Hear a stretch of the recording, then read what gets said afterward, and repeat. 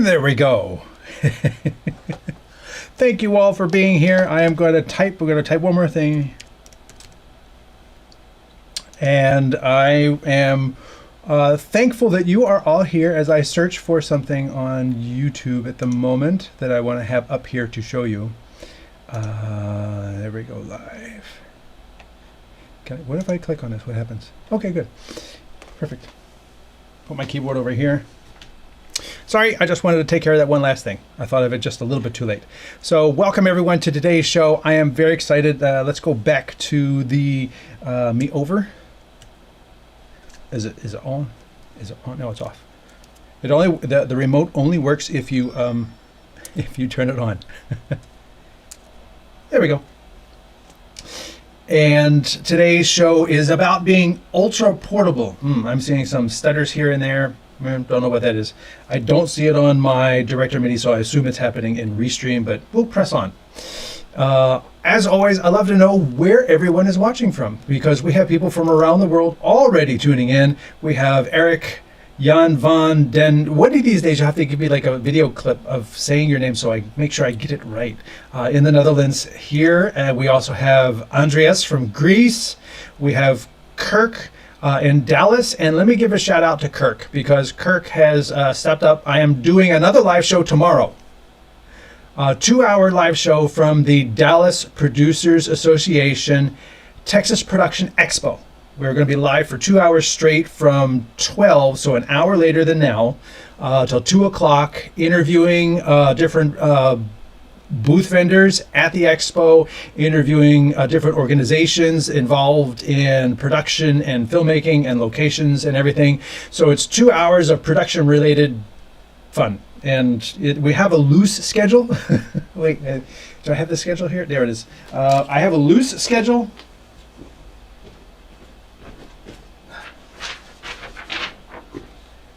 As you can see, it is a work in progress. This is our loose schedule. No, it doesn't really come across very well. Aja is going to be there. Cream Source is going to be there. Sony is going to be there. Live View is going to be there. Texas Film Commission, Fort Worth Film Commission, TM Television, Telestream, and more. So, and if there's a break, I will talk about other products that I found. Ulanzi's going to be there, Vizart's going to be there, Telestream's going to be there. So hopefully we can get people on there. And if we go over 2 hours, we go over 2 hours. I'm okay with that. At 3 o'clock, they're having the end of event mixer, so going to be done by 3. To continue on. And I should say, Kirk has stepped up. He's going to be helping me with that show. So give a big shout out to Kirk and his company. He just told me his streaming company name. StreamBeam. So you can look them up and give them a like on Facebook. Crossworks is saying hello from Alabama, and Foxfire is in Nigeria. So very cool. It's interesting that I almost always seem to have viewers in Africa. So that is very cool. Thank you very much for being there. And if you are just tuning in, I always love to know where everyone is watching from, because you are here. I am here. We're here together. So let me know where you're watching from. It's a worldwide show. That's the whole advantage to live streaming, is the fact that it can be viewed anywhere around the world. And today's show is ultra portable. And I will confess, I am actually in the midst of, I have a table full of stuff. I am in the midst of prepping for tomorrow's live stream, and I'm just bringing you in on the process, the thought conversation. And I have something, I don't know, in front of my eye. The thought conversation. And the idea is, what do I use? What's the best tool? And if you've been listening to my shows, you know what the best tool is. There is no best tool. There's the one that's really good for you at that moment for this situation. And that's the trick. There's lots of really good solutions for this. We could pick different cameras. We could pick different production tools. We could go with a laptop. We could go with an all-in-one. We could go with a hardware switcher. The options are almost, and possible configurations are almost endless. So what am I picking? And what are your thoughts? Throw them in the comments. What would you recommend? You have a slight echo. Thank you for throwing that in the comments. Let me hit go on there. Let me hear if I hear it here. 1, 2, 3. It is a little loud. So let me go down here. 1, 2, 3, 4, 5, 6, 7, 8, 9, 10. 1, 2, 3. Still a little loud. Boo, boo, boo, boo. Let me go into my audio mixer. Hello. Do-do. And I'm coming in HDMI 2. This should not be up. There we go. I don't know why that changes. Every now and then, the audio mixer on the Director Mini changes. And inputs that I have had turned off are on. Very curious. But thank you very much for putting that into the comments. Hopefully that eliminated it, because I'm coming in on both HDMI 1 and HDMI 2.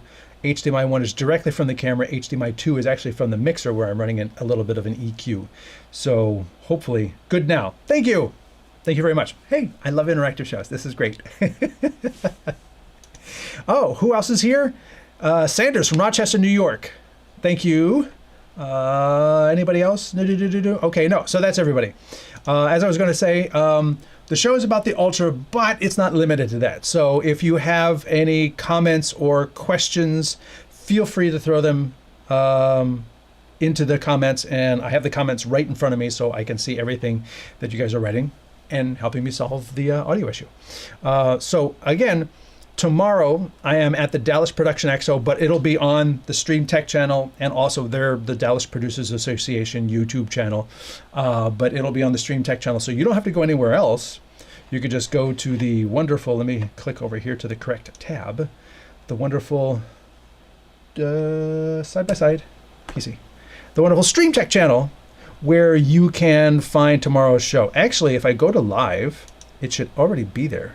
So there is the Texas Production Expo show that's going to be there tomorrow. So the live is already set up. You can go, sign up or click to be notified when that thing starts, and that'll be great. The Ultra Portable is the show that's now. Battery Power was before, etc. And let me scroll my cursor over here, get rid of this. Oh, Peter says, hello from Chicago. Hey, probably a nice day in Chicago today. Nice and coolish, I guess.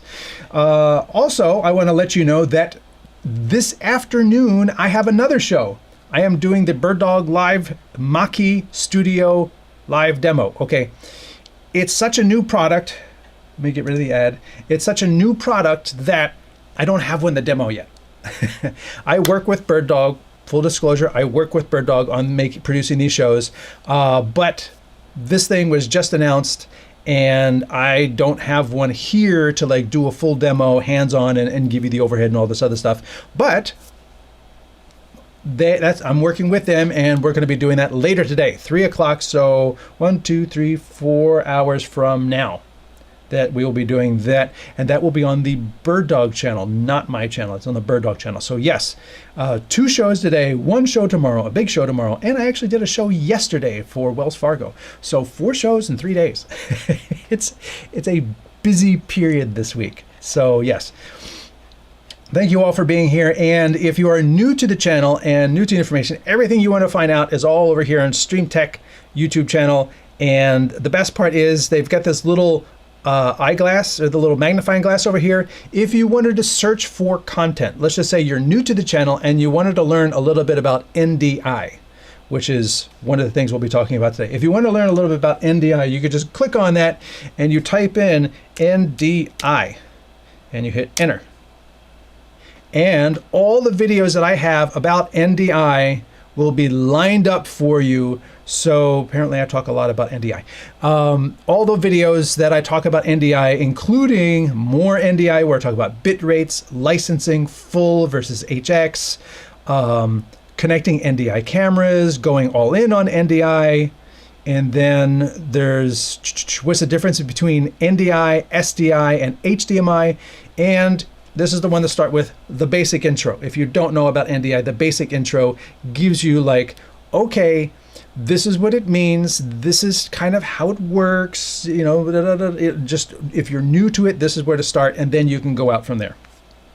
So that is the advantage of the StreamTek channel. So feel free to go on there, search for something, a topic, a product, and you will be able to find things. And then of course we've got different live shows, which you're watching right now.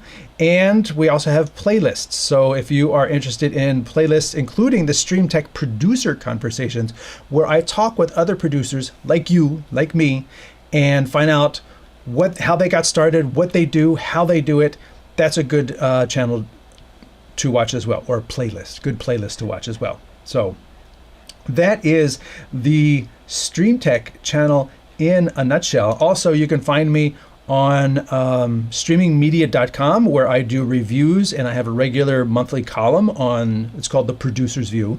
So you can find that information there on Streaming Media. And if you ever need to reach out to me, go to streamtek.us. And then there's a little contact us up at the top. So if you're looking for consulting, if you've got a product to review, you can reach me that way. And that's pretty much it from there. So let us go back to the topic at hand. Oh no, but what was that topic? What could it be? It was being ultra portable. And as you can kind of see in the shot here, I've got a couple things. Now, I'm going to be honest. It started with the concept of being ultra portable and then expanded from there. The concept being that let me be as lightweight and as simple as possible. How can I do this? And then, of course, my broadcast background kicked in and said reliability, redundancy, flexibility, and it expanded from there. So I was originally just going to use, let's go to my overhead. I was originally just going to use the Ultra. That was the title of the show. So I was going to use the Ultra here.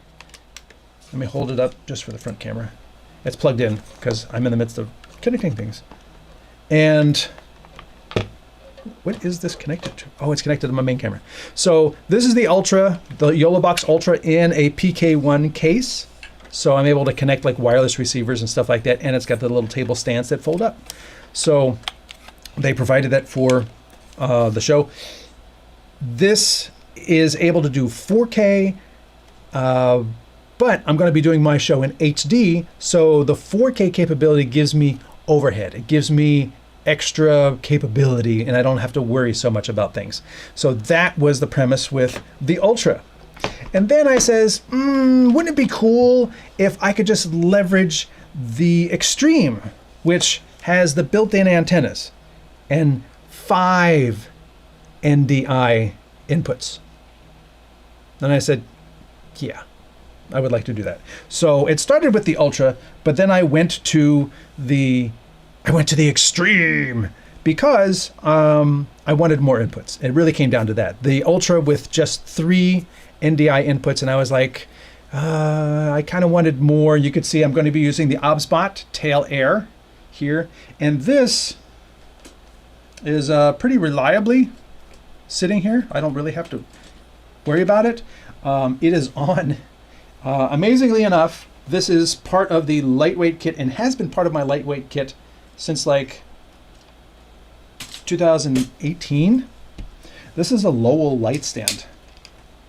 And this will actually reach over my head, so 2 meters, 2.5 meters, and 6 feet or so. And that's my camera stand. So this is very nice. I've had these for years for my Lowell kits. Very great kits in the day. Now that everybody's LED everything, I don't have my Lowell kits anymore. I'm sad. Oh my goodness, with the calls. Okay, so if you hear music, that's my office phone. So this stand is already over my head, and it's not even all the way up. So if I put it all the way up, then I can't reach the top.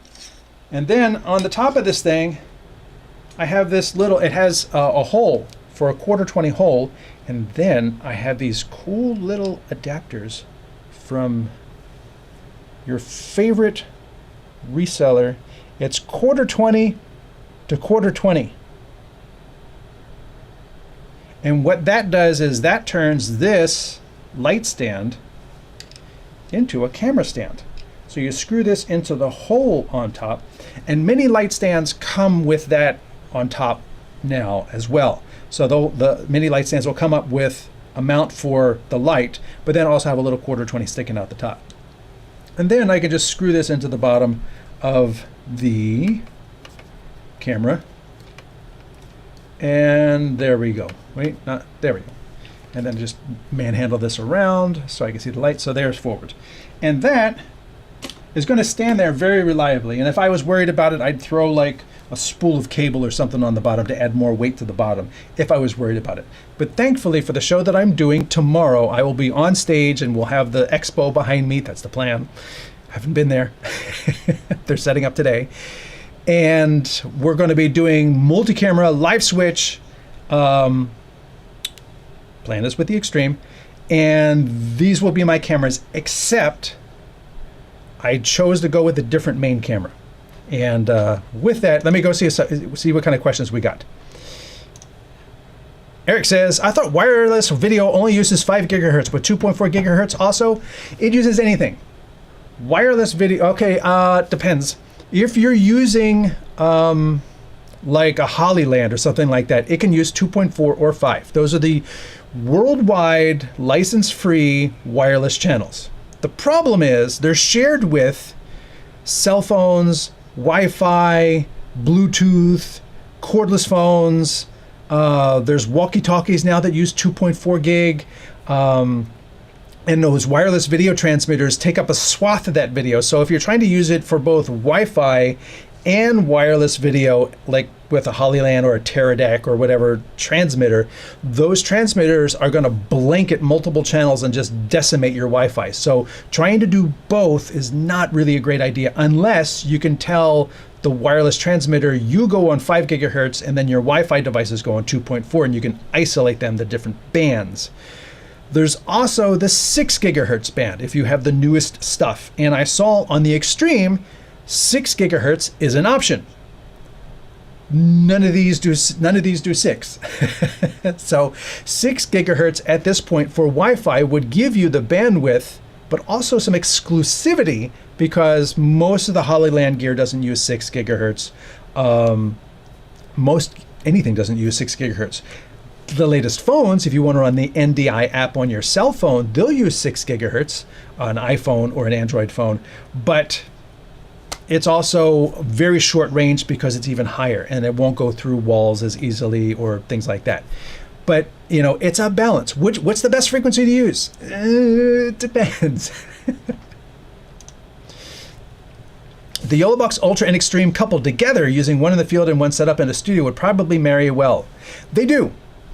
And the added advantage is if you're using YOLO multicasting, like I will be tomorrow, to stream to both my YouTube account and their YouTube account.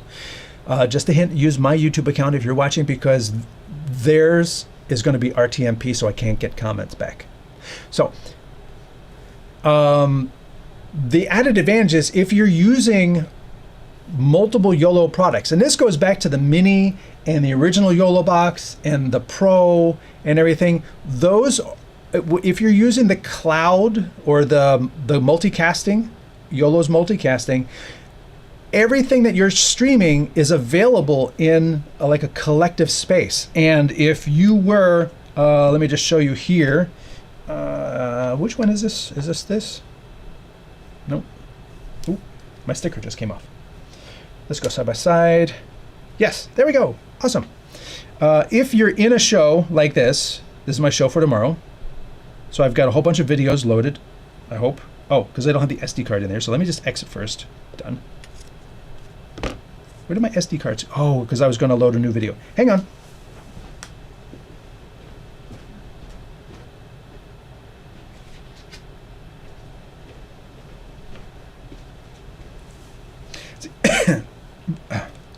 Videos to run during the show are still coming in.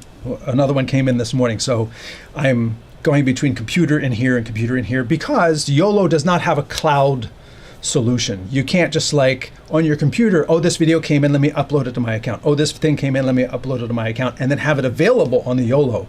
The only thing that's available on the YOLO is your project files, but none of the content. So that's always been something that's been kind of a limitation in my mind. So hopefully, does it refine all the videos? I may have to reload them all. Urgh. So did we lose my camera feed? Done? Okay, there it is, but when I go into the show, oh, because it's giving you a program. So hang on, let me change the output of this so that you can see HDMI, no, not that, HDMI out. Let's do mirror out. There we go. So now you can see what I see here. So this is all these videos that have been loaded. I guess I'm gonna have to reload them again because it forgot where they were because I opened it while they weren't there. That's on me.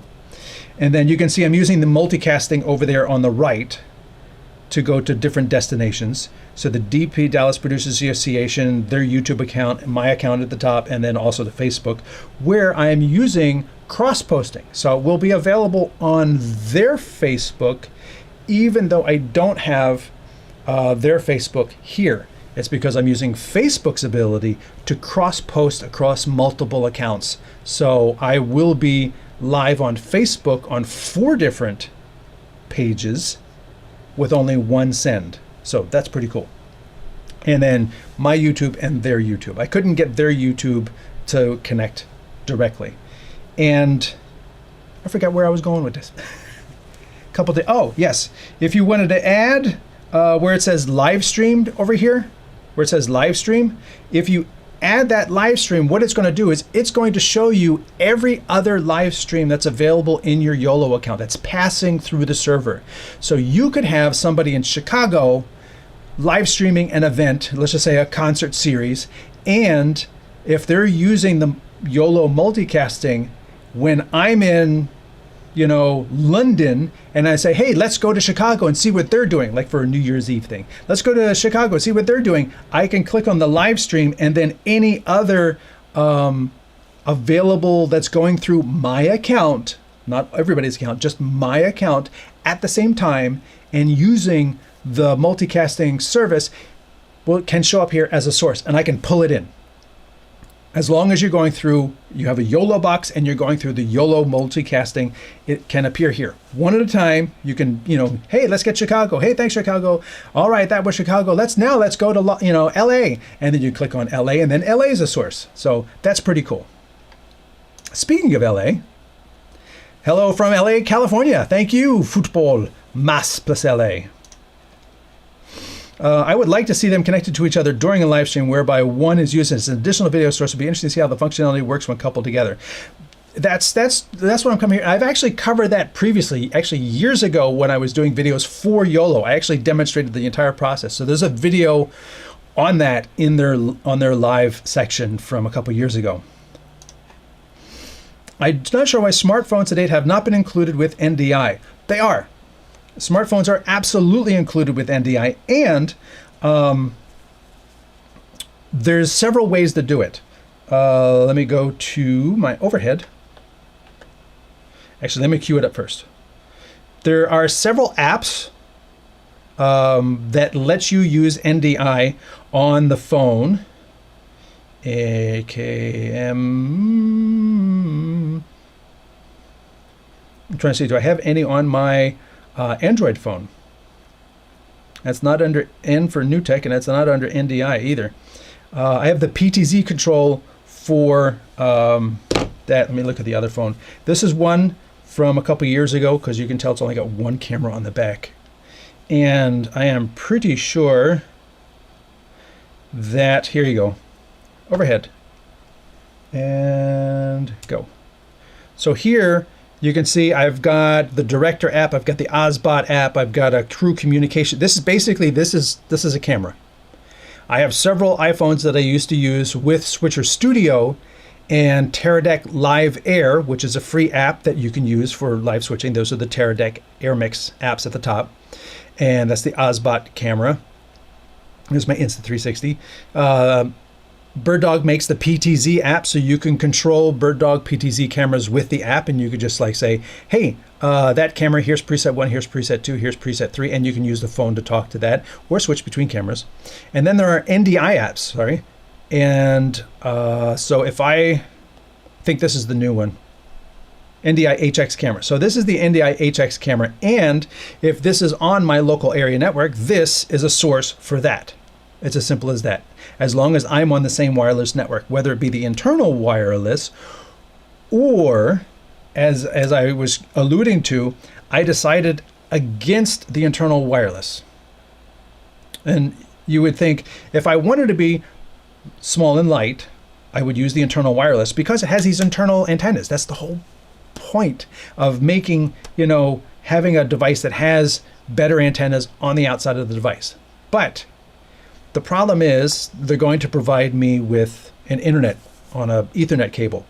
And I want to be able to use that also with a laptop so I can go check the YouTube.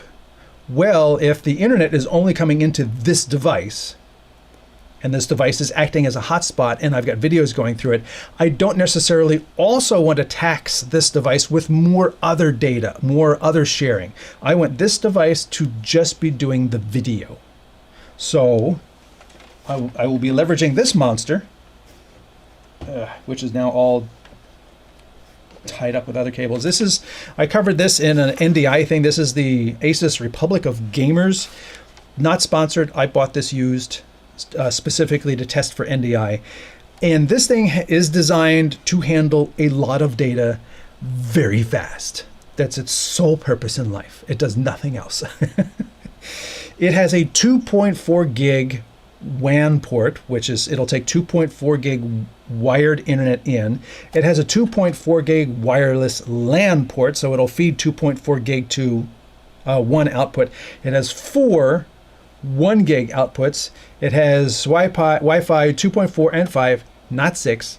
That's a newer one. And it had, I can see the status of the different things going on here. And of course I've labeled it because just blinky lights without knowing what it is kind of stupid. And yeah, it's a pretty serious unit. Is it small and light? No. Is it ultra portable? No. But it does facilitate extra capability, which is something that I, came to feel like I want to be able to, if I want to control a camera with an app, not through the device, I want to then be able to just have it communicate separately and not through the device. The device is going to be mixing video, doing audio, pushing the stream, compressing and recording. It's doing enough. And I'll, any extra little tasks, let me do around the device. Also, it lets me, fire up a laptop, go to YouTube, check the stream, check to make sure, the comments are coming through and stuff like that. That is also going to be going around the device directly to the router and not through my device. Eric asks, VLAN. No, I'm not using virtual LANs because well, I'm definitely not going to be using VLANs on the Extreme because I don't think the Extreme does VLANs. I don't know if the Asus ROG does it, but I don't feel the need to set up virtual LANs because the data is not really going to be conflicting with each other on a device that's designed to handle 2.4 gigabits of data, and my total bandwidth is probably going to be under 500 megabits. So it's able to handle 5 times as much as I'm probably going to be pushing through it, if that. Let's go back over here. I bought a 3-pack of Mevo Starts via eBay for the price of one new. Nice find. Together with a cheap 5G router and my MacBook running OBS, I captured a local baseball game with 3 cameras. That works. I may even bring along one of those Mevo Starts as an extra camera just to look at the audience or something like that. Those things are great as just very simple, purpose-built throw-down cameras that they do this one thing, but they do it pretty darn well. And they don't have they don't have any optical zoom, but the app has been pretty solid in my experience in terms of like setting up, closer angle and larger angle. And I even have a video on this channel where I talk about using them during a live concert. And what I would do is while the NDI was going to vMix for the concert, I would log into the app on my, here's another product plug, but again, I've purchased this with my own money. This is the Kindle Fire 8 HD. I have a couple of these, and I use them this is my streaming one. So that's all it does. I don't use it for reading. I don't use it for games, this is all it does. I fire it up to control a camera. I fire it up to, do different things like that. And I launched the Mevo app, and then on here, I was able to, while the shot is live, I'm able to slowly zoom in on the shot. So it looks like there's a camera operator doing a zoom, but it's just me using the app while the camera's live. And then you cut back, go to something else, and then cut back to the guitar player, and then I slowly zoom out, just giving a little bit more added, not variety, but, visual interest to the shots. So yes, the 3 packs of Mevo starts. Good job on that. He continues to say, cameras are connected via NDI wirelessly. That's how I did. The only disadvantage is the Mevo don't have a zoom lens. Yes. What would your advice be to extend this setup with another wireless NDI camera? Ooh, good question. Well, if you want to stay in the NDI ecosystem, the core at $1,000 with no lens is a hard thing to recommend. I've asked them to give me one so I could do a thorough test review, but I can't get one. I can't get a loaner from them at all. But the nice thing about that is you can actually put an optical zoom lens. There are 4 optical zoom lenses that are motorized so that you can control them via the app, which is very cool. Now you still have the crop too, because it's a 4K camera, and if you're only using HD, you can crop in another 2x. So if you've got a 3x zoom plus another 2x, that's a 6x basically. So that's pretty cool. After that, I would say the Tail 2 is a good option for NDI with a zoom. You can go up to 12x with that, although it's including the digital crop. It doesn't look as good as Bird Dog's X1, which has a true 12x or a true 20x. If you just want the HD version, get the HD version, you get a 20x optical, and that thing is just great. And of course you get the free app to control it. So that's very cool. AV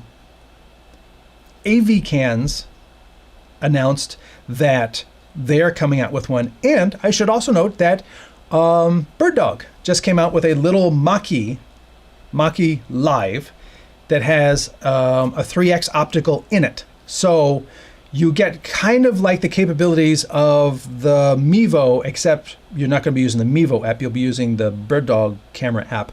But you get a 3x optical, and it has HDMI out, and batteries built in, and it's NDI HX, and it's wireless, and it's kind of like the same thing, but tweaked a bit, And then of course you also get Bird Dog's full UI. So in terms of color painting, white balance, and all these other capabilities, and so matching it with wired cameras or matching it with all the other Mevos, you can go in there and really paint the camera. You don't get that capability with the Mevo so much, but you do get it with the Bird Dog software because it's more of a professional tool, and it comes from the broadcast end, and it's coming down to this little Mach-E Live and giving you, I think it's 1, 2, 3, 4, 5, 6, 8 different color wheels where you can push and pull the colors to get it to match really nice. I was going to do this one. If you see one of the coolest technology from a smartphone, check out the Unihertz Tank 4 Pro coming out next month. This is the 4th iteration OLED smartphone with a laser DLP Pico projector. See, that would be of interest to me if I can couple it with the Samsung, which has the ability to do a full desktop computer in the phone. It's called DeX. And I've used that on trips where I have just used DeX on my phone and do my email and do everything. Yeah, you could use apps, but it's nice to have a desktop where I can have multiple apps open. I have 3 different apps open on the desktop at the same time. And it's easier to see on a 24-inch computer monitor as well.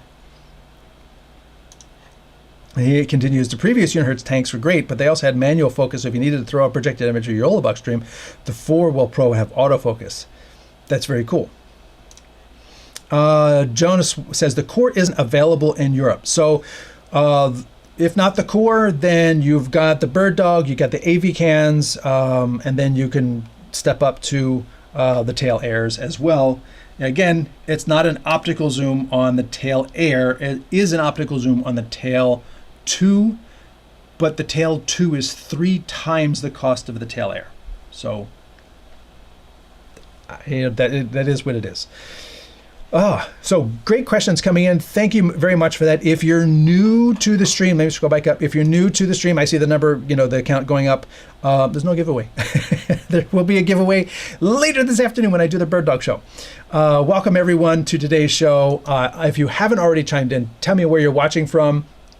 And if you have a streaming question or audio question or wireless question or whatever, feel free to throw it into the comments. I will try to answer it. If I don't know, I'll just be honest and tell you I don't know. I'm not going to make up an answer.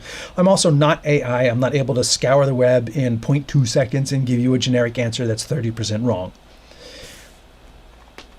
So I will continue. Oh, well, let me turn that off. So continuing on, this is the part of the camera arsenal. If you have watched my show often, you know that this camera has a really cool feature in that I can say, look at this, and I hold it up and it focuses really fast. It would help if I held it right side up. This is the remote. I will be using the tail air remote. I already have it programmed for all the cameras. So if I turn this on, if I just touch the button, actually, it wakes it up. And then it'll tell me that camera is selected. And then from 2, is that 2? Yes, that is 2. I can then, if it's on, there we go, now it's on, I can actually tell that camera to pan. You can see it panning left and right. And then by looking at the shot in the switcher, I can set preset 1, preset 2, preset 3 for each camera. So there's going to be 369 preset shots. That's going to be me interviewing other people, but it might be one person, it might be 2 people.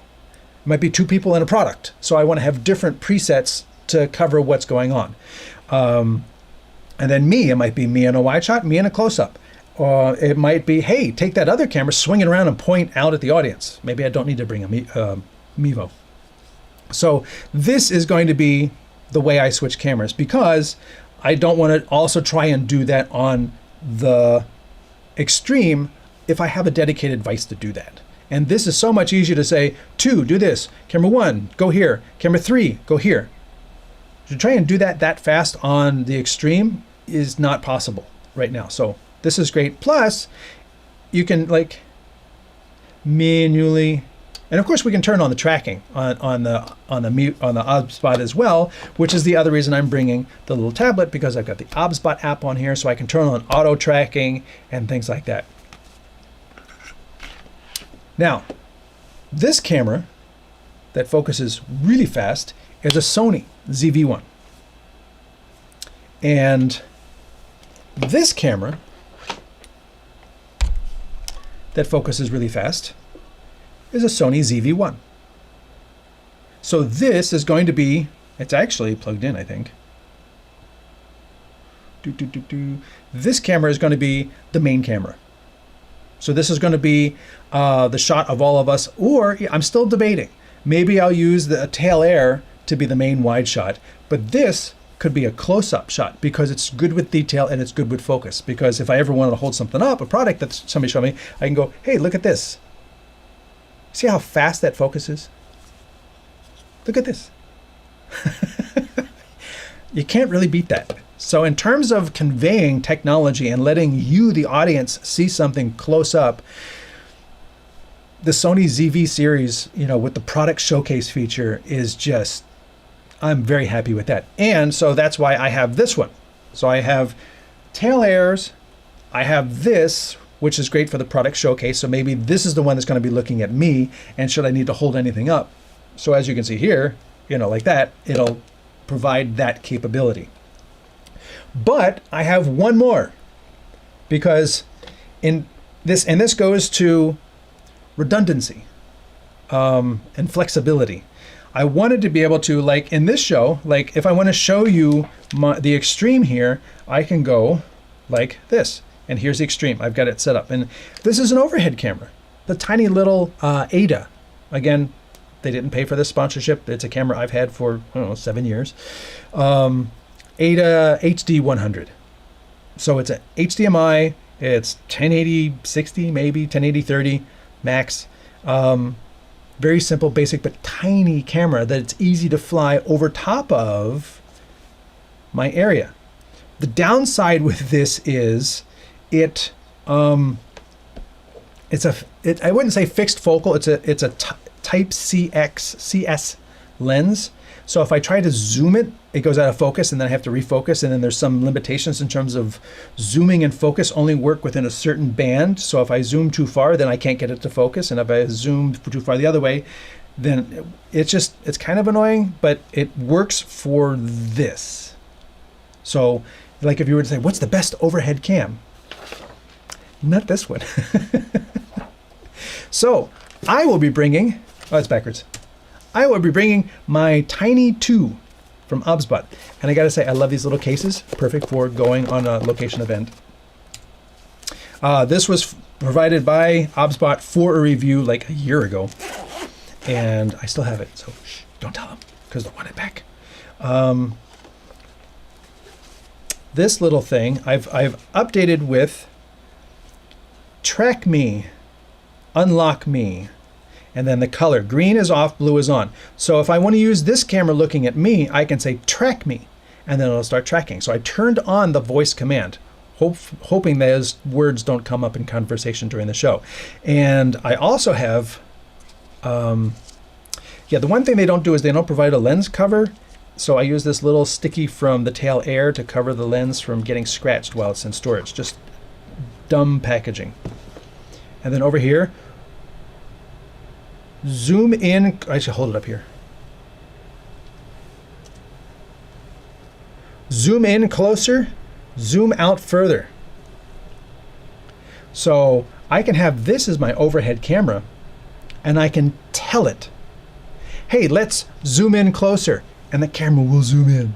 Okay, let's zoom out, Zoom out further, and it will zoom back out. And I don't have to touch it. It focuses.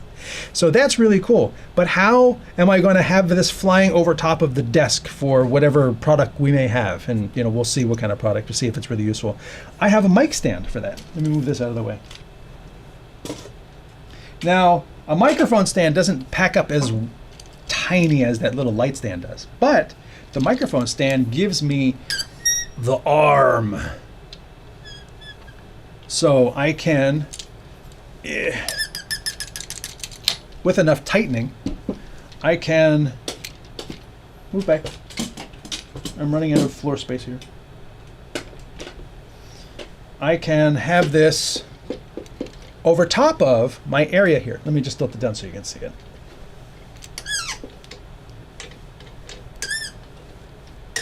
I wish it had, they don't make these things for video, otherwise it would have a Rosetta on here, and that would be really great.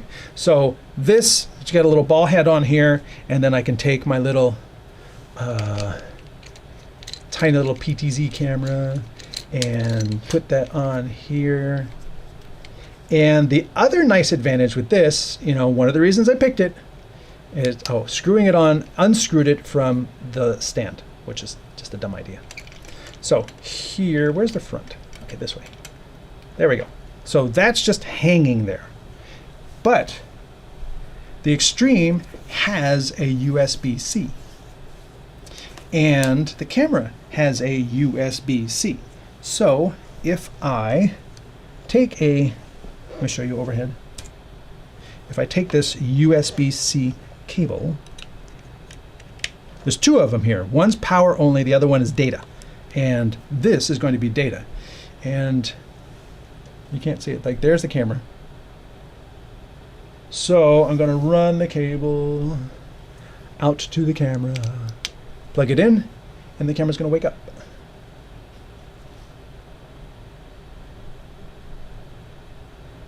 And then I'm just going to push that up out of the way, tighten it. And then you can see over here, let's go to the direct view. Is that it? That is the shot from my overhead camera. And then I'm just going to like manually move it, you know, and arrange it with the ball head so that it's upright. But here, let's make that larger. So here you can see the shot of, and this is coming from the tail air, and I can say zoom in closer, and it's going to ignore me. Is that right? It's still booting. It's got this like thing going across the front. So it's not going to take zoom in closer right now, is it? Zoom in closer? No, just ignore me. Okay, got it.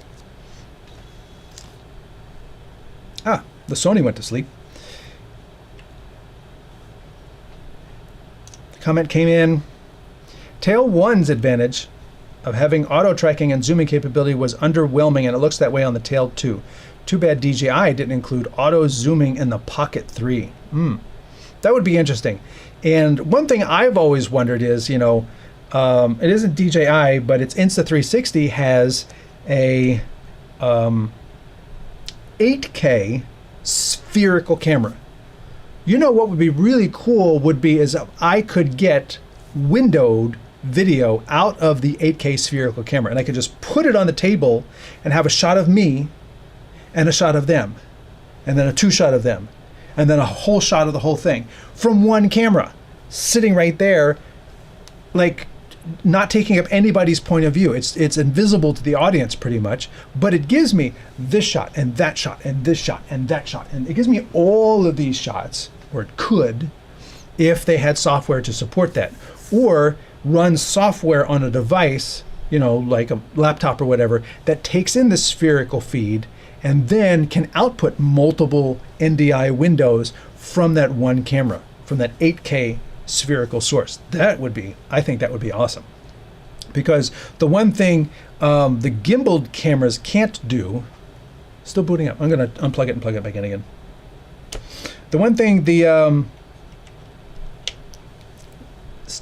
actual PTZ cameras can't do is they can't cut from this shot to that shot. You always have to cut to another camera to cover the movement between the shots. And it's enticing. It's very exciting to me to think that if I could get a spherical camera in the middle of a conference table, or two of them, the ability I would have all of those shots all of the time. You know, it's like, it's kind of like the Mevo Start camera angle. You know, if you got two people, it's always capturing the big frame, and you have a crop here and you have a crop here, but the big frame is always available. So I can cut from this to the wide shot. I have 3 different shots all the time. They're always available, and I can cut between them because I'm capturing the larger image all the time. And if we could leverage that with an 8K spherical camera, now admittedly each window would only be like 720p maybe, but still that's enticing to me. I don't know. Do I have to, let me just make sure I'm saying the right thing. Yeah. So I say zoom in closer. Nah, it's ignoring me. I will have to plug it back into a computer to make sure that voice command thing is still set, because sometimes it's set, sometimes it's not, and that's the reason you bring a computer, is that you have to go through and double check these things. Because it's not Wi-Fi, I can't talk to that OBSBot camera from this device. Now, if you were to try and do this show, I mean, what do you think of the camera choices I've picked? You know, is this the stuff you would have picked? Probably not. You might have picked something different. I'm curious how your choices might matter, or what you think, or what you can think of that I may not have thought of as a solution for this. You know, you could add a bird dog camera to this. It's not much bigger than a tail air, and if it's going to be wired, or, you know, I can run a wire from the router to the camera itself for the NDI video, even if it doesn't have wireless. I can run a wire, and that way I can still get the NDI video and I can control it using the app, you know, and then I've got a longer optical zoom, you know. It's a doable solution, but I chose not to do that. I chose kind of to go with the tail airs, also because the fact that these are battery cameras too. So if there's a power issue, I've got my switcher running on a battery. I've got these guys running on a battery. The only thing I don't have running on a battery is the 12 volt router. So I think I may bring a little UPS just for this guy to make sure that everything I have can keep running along and survive any like little dip or blip. And the Tiny 2 has an IR remote. I don't have that. All I have is this. And I don't think, well, this does have a little thing in the front, so maybe this is also an IR remote? Oh, no, wait, that's a laser pointer. Yeah, sorry, that's a laser pointer. I'm not going to point it at the camera, but yeah, that's a laser pointer. That's not going to help me in terms of controlling that. Can Siri zoom in on an iPhone? I don't think so. I think whatever app you're using has control of the camera, and the app would have to tell the camera to zoom in or crop. Because remember, on an iPhone, there's no actual optical zoom. You have two or three physical focal lengths, fixed focal lengths, but no zoom. There are some cameras out there that do have optical, or some phones that do have actual optical zooms, you know, not very long, but, you know, true optical zooms. But A, they're not Apple. And B, it would be the software that is controlling the camera, like a photography software, video software, that would have control of the zoom. Like when you're using Switcher Studio and you're using iPhones, you can tell Switcher Studio, switch to this other camera, switch to the wide camera, switch to the telephoto camera.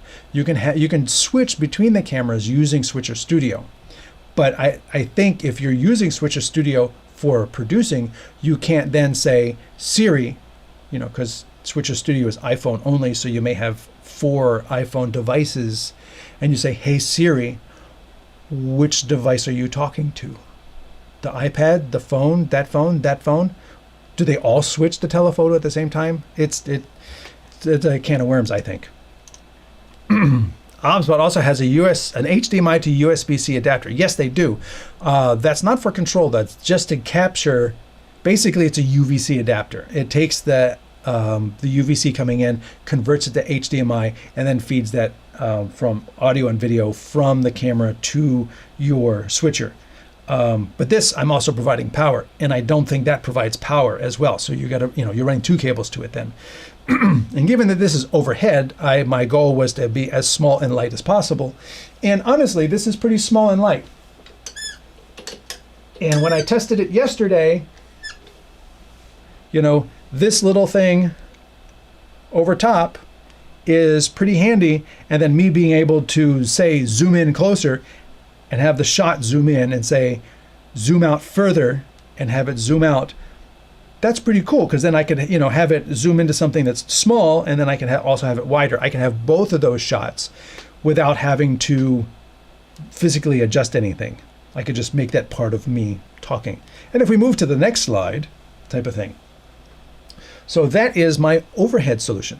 Maybe we use it, maybe we don't, but I have that. It's one of those things where you, in terms of the production, if we look at the schedule and we sit there and say, you know what, almost none of this is going to be tiny. Sony might be, LiveView might be, Telestream might be, you know, almost none of this is going to be detail stuff that I need to see from above. So I'm going to scrap that, not even set it up, but put it on the table as a close camera so that I could just put something down in front of it.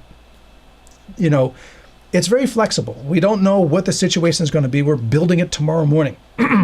I'm doing electric setup and testing.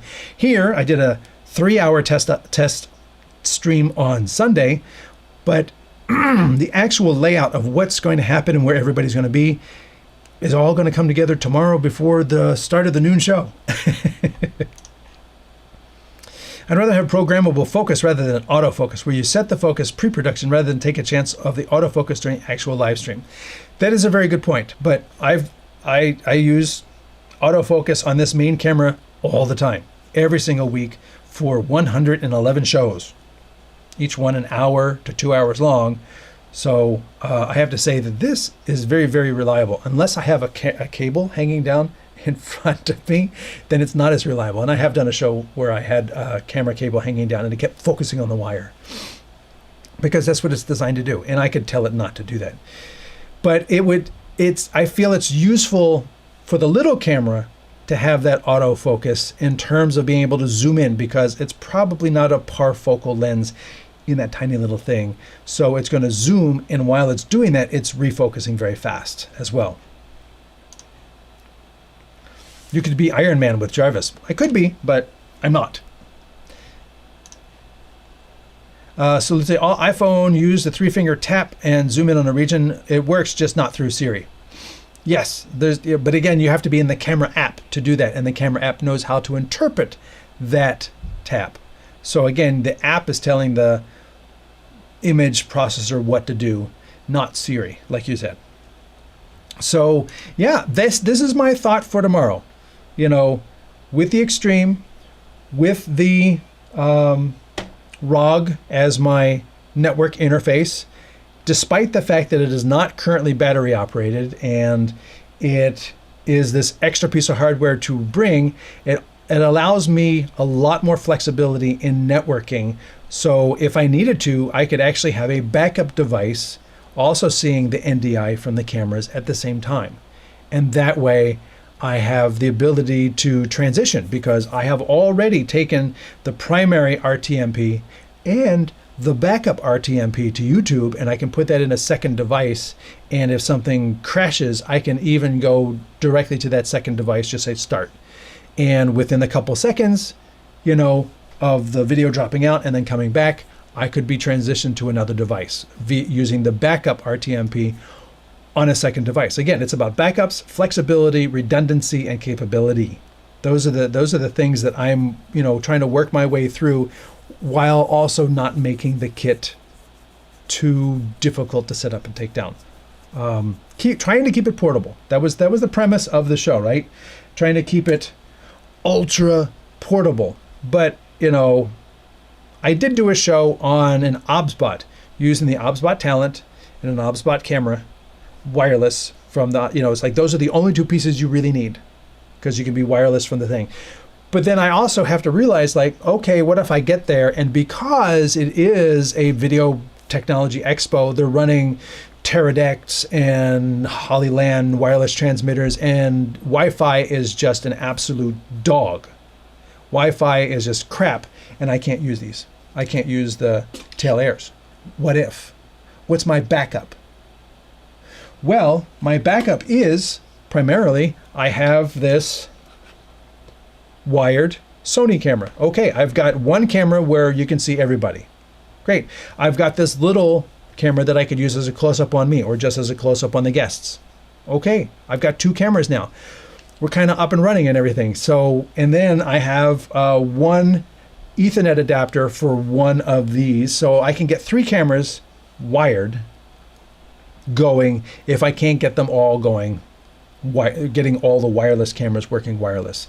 That's the other reason for using this, is because, you know, in as much as the Extreme does have external antennas, they're still small external antennas.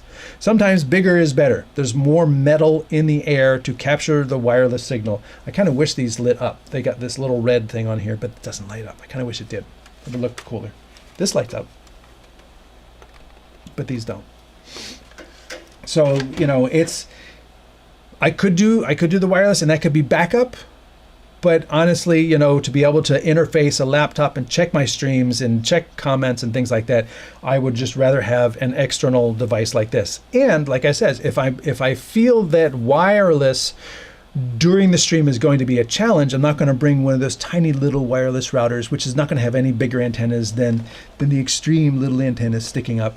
I want something that is designed to, not just have more capability, but have better radiation patterns. It has beam forming across the 4 antennas, so it knows this antenna is over there, so it times the signal to go in that direction, and it times it coming from that direction. It can listen. It knows where that device is, and it knows where that device is, and it's able to do that with 4 antennas. I don't think this with 2 antennas, can do much other than kind of in this direction and kind of in that direction, if it does beam forming at all. Oh, good question. Wireless or cabled mics? I didn't even touch on audio. You're right. Where is all my audio stuff? It's right there. Wired mics.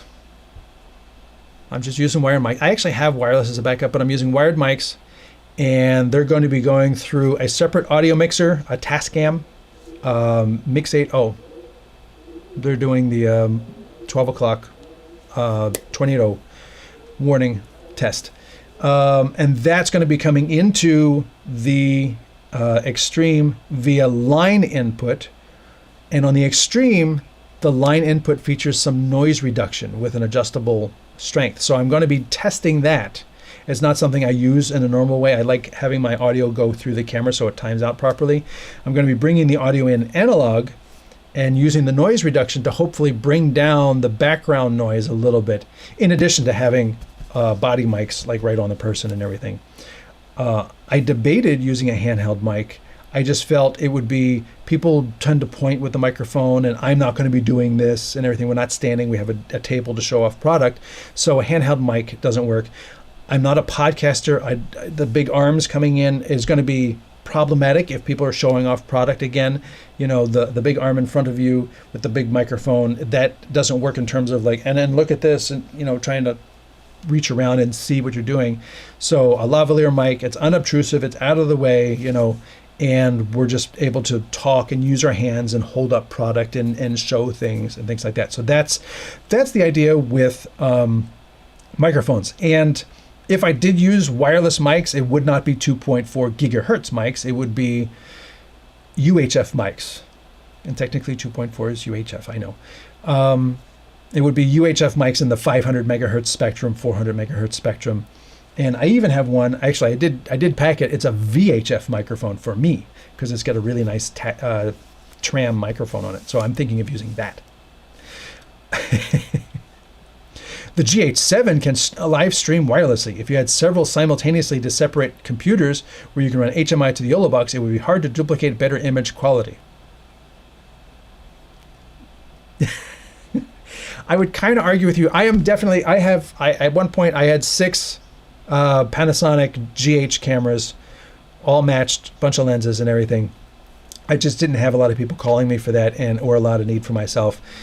The autofocus on those cameras, because they don't have the newest autofocus that's on the higher end series, is not as good as this autofocus. Not even close.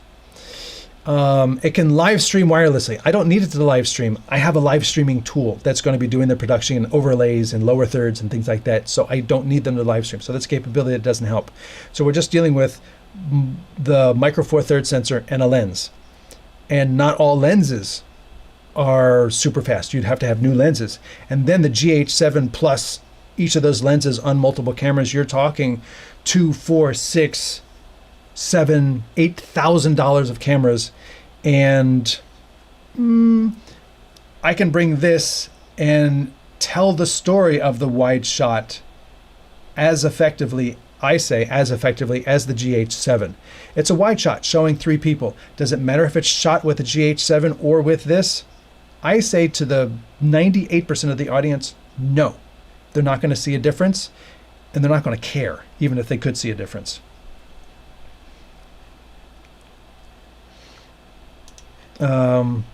How, I guess you're asking how wired, because the previous question was wireless or wired or cable mic. So they're XLR cables from the microphones to the mixer, and then from the mixer into the switcher is going to be 1/4 inch to 1/8 inch stereo.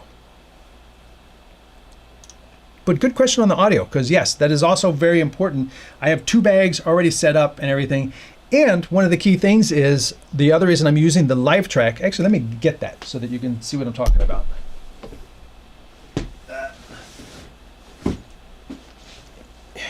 Oop, don't step on the stand.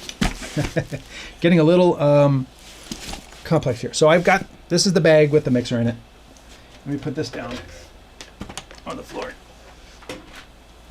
And I chose the live track because it's a podcasting mixer. It's USB powered or built-in batteries. It's got XLR inputs. This is mine. I purchased it. It's not sponsored. I've had this for years. And it has sounds, which I'm not going to use. It has XLR inputs. It has multiple headphone outputs. And so we can all hear each other in the hall, which can get kind of loud.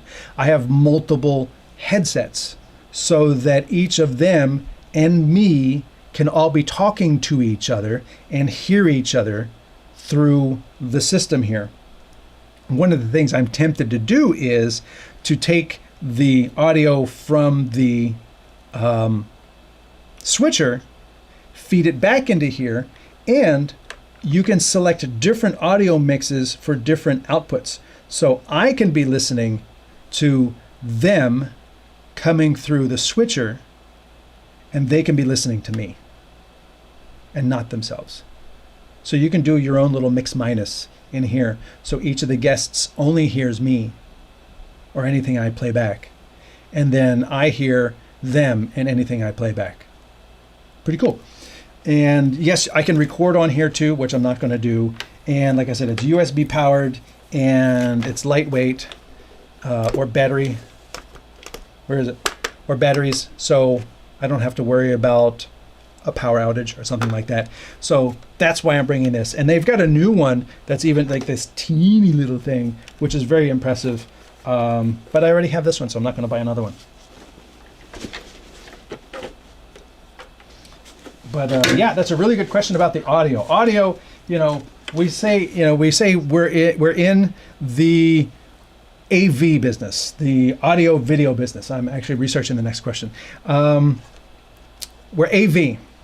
And if my picture were to go away for a moment, you'd still be able to hear me and you'd still stay with the stream, even though you couldn't see me, because the audio is going to carry most of the information.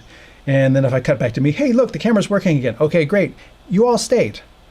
But if I started talking and the audio went away,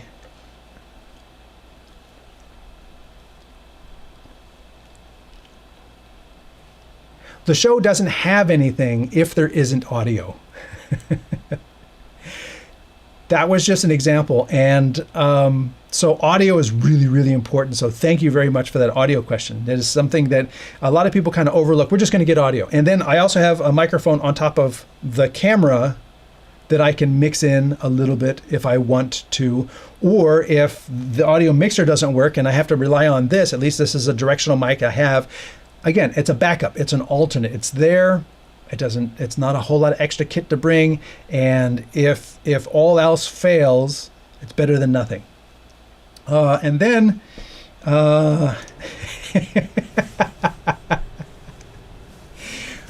you know me too well. Thank you very much for this question. This is a great question to finish off today's show with. Question is, how will you cope without purple? Great question. How will I cope without purple? I think I will get along just fine. If you watch the NAB coverage, again, I was on location interviewing at NAB in all the different booths, and so I have shirts for that. So thank you very much for the purple question. Yes, StreamTek is a purple branded entity. And if you want to find out more about StreamTek, you can go to streamtek.tv on the website. If you want to find out more about me, you can go to streamingmedia.tv. StreamingMedia.com, where I've been writing for them for over a decade, doing product reviews, articles, how-to tips, best of, and I just did a best of article. Ooh, where is that? Yeah. Big, was it 6-page article? Got to plug my own stuff. Streaming Media Magazine, let's go here. Streaming Media Magazine source book, which came out like a couple weeks ago, actually. What is it dated? Got another page with text on it. I don't know when it's dated. But anyway, here's my article. All-in-one production tablet live switching devices, which I tend to cover quite a bit on this channel. Pages of information here about all these different devices, including the Epiphan Pearl, the SignTreek, RGB Link, Spiro Link, and then the conclusion as to which one is the best. So, streamingmedia.com. You can see that article for free.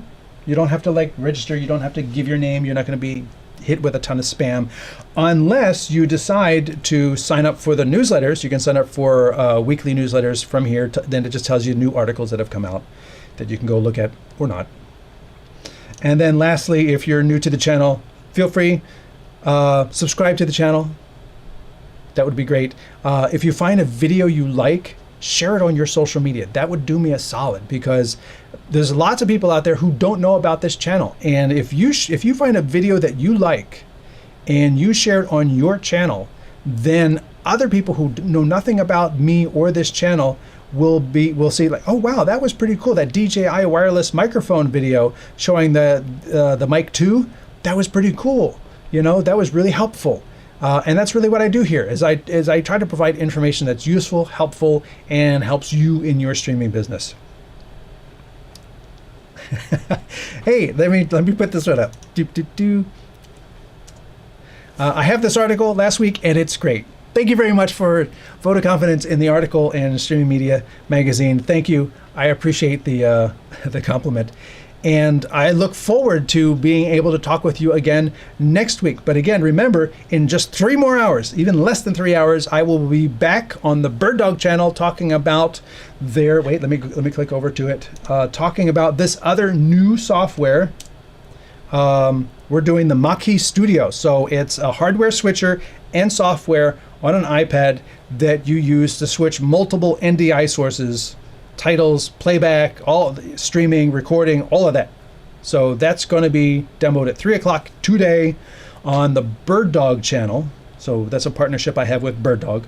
And then tomorrow is the, let me come over here and come over to the live.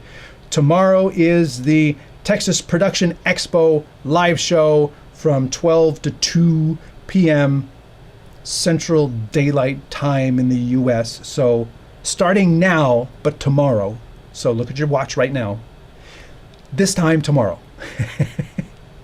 I will be live in, say, 18 hours? No, it should be 24 hours. I'm going to double check the start time on that. So be sure to tune in tomorrow on that. Question came in. How do you get the Director Mini 3.1 firmware update? If it is publicly available, you just go into your Director Mini and go to the software version, and it will tell you if it's available for you. If it's not available for you and it's still in public beta, then you can't. And if it is publicly available, that's how you get it. And Sui says heart. So thank you, Sui. Sui, I guess that's how you say it, Sui. That'll wrap up today's show. Again, thank you all for being here. I hope this has provided some information about my thought process and my concerns when gearing up for an ultra portable setup that you're going to see in action tomorrow. So I'm sure things aren't going to work. That always happens. Stuff doesn't work. So providing redundancy, backups, and alternative solutions and alternative flexibility has been part of my workflow in terms of putting together this ultra portable. It's not as ultra portable as it could be. Like if I just had a Talent and an OBSBot camera, That's ultra portable. But if something doesn't work, there's no show. So I am trying to do it in such a way that I have backups, I have contingencies, and I have flexibility in order to make sure that you get a good show tomorrow. So thank you all again for being here, and I look forward to seeing you next week.